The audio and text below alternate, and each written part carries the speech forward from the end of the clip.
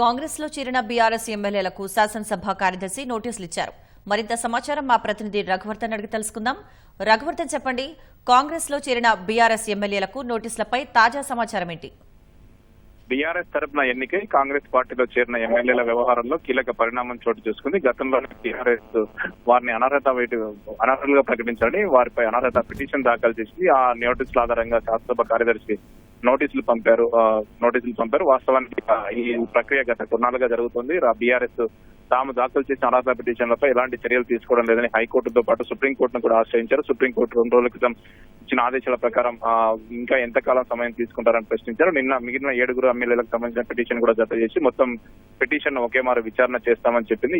ఈ పరిణామాల నేపథ్యంలోనే శాసనసభ కార్యదర్శి 10 మంది శాసనసభ్యులకు ఎవరైతే కాంగ్రెస్ పార్టీలో చేరారో వారికి నోటీసులు పంపారు. గతంలో ఎందుకు అనర్హులుగా ప్రకటించరాదో అంటూ బీఆర్ఎస్ దాఖలు చేసిన పిటిషన్ ఆధారంగా శాసనసభ కార్యదర్శి వారికి నోటీసులు పంపి వారి నుంచి వివరణ కోరారు. 10 మంది ఎమ్మెల్యేల నుంచి వివరణ కోరారు. ఎమ్మెల్యేలు కూడా కొంతమంది దానికి స్పందించి తాము వివరణ ఇచ్చేందుకు కొంత గడువు కావాలని కూడా శాసనసభ కార్యదర్శి కోరినట్టు తెలిసింది. ఈ మేరకు వారి లిఖితపూర్వకంగా శాసనసభ కార్యదర్శికి లేఖ రాసినట్టు తెలిసిన సమాచారం ఉన్నాయి.